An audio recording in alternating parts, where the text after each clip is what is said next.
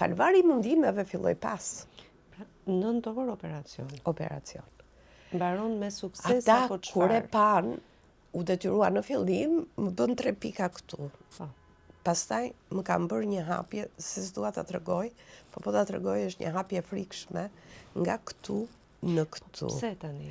Sepse ajo në fakt nuk ishte tëmthi, po ishte ngatruar me një masë e cila tëmthi vet kishte kaluar në një gjendje gangrenizuese dhe kishte prekur stomaku kishte prekur mëlçin, pak dhe organet e brendshme le të themi ishte prekur. I hyn për të bërë një pastrim radikal dhe me shpresë që hoqën një pjesë të stomakut, me shpresë që unë do t'i kaluja të gjitha gjërat më pas, duke bërë maksimumin e një gjëje, pse pa pritur ishte edhe një rast studimor për ta. Kuptoj. Sigurisht mos më thanë asgjë mbas 9 orëve që unë ti u zgjove. Kur u zgjova unë e pash veten, jo i qepur, po e kapsuluar, e kapur me kapsa metalike. Wow.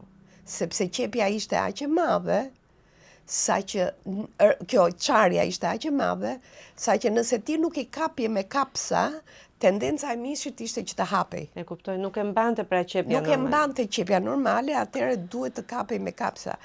Do me thënë, unë e pash veten si ato personazhet e filmave, ke parë këto filmat horror, ku ti pa pritur gjëndesh me ca tuba, gjëndesh me një gjë, dhe gjëndesh me ca fytyra që kur fillon t'i vjen në vete, ti thua, wow, ku jam?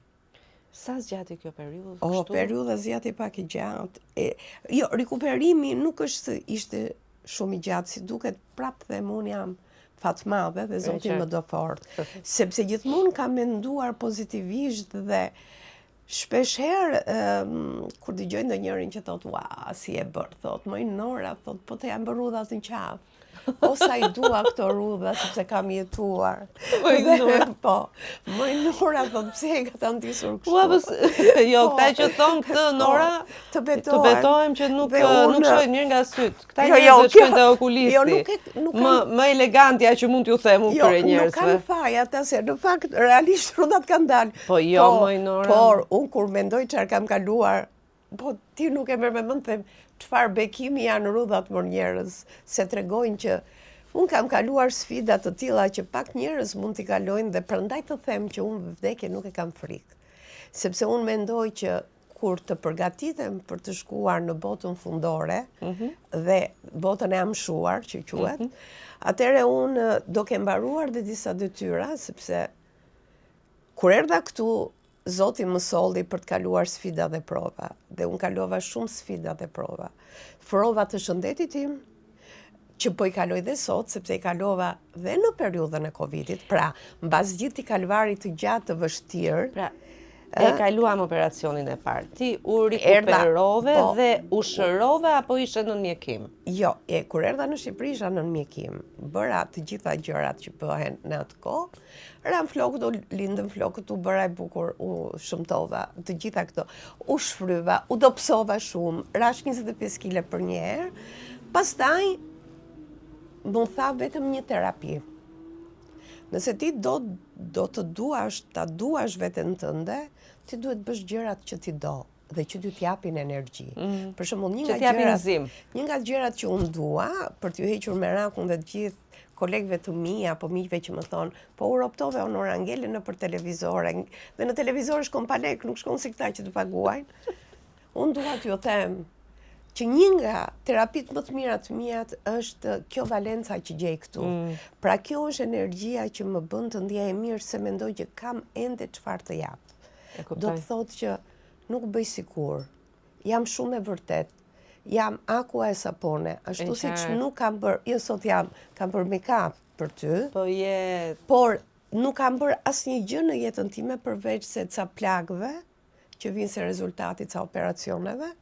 Dhe përveç se ca çpimeve që duhet i bëj çdo natë nga puna diabetit, që do të thotë 4 herë të çpohesh, nuk është pak. Dhe përveç se ca sfidave që po i kaloj po pa u ankuar, dhe për këtë dua të falenderoj e para ty Mirel që më bën të ndaj me njerëzit këtë emocion të fort.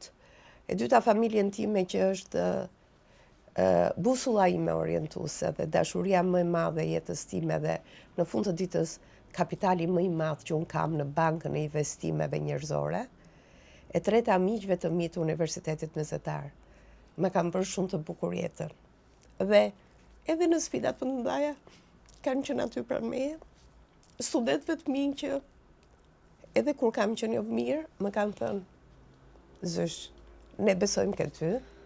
Dhe mbi të gjitha miqve dhe shokëve që asnjëherë nuk më kanë vënë në situata të vështira kur unë realisht nuk kam qenë mirë, por mendoj që njeriu është sfidant me jetën dhe për këtë arsye më pëlqen të quhem e fortë, se Remarku ka një shprehje për të fortët. Unë nuk jam e fortë si Hekuri, se Hekuri ka një pikë vlimi ku thyet. Unë jam e fortë si llastiku.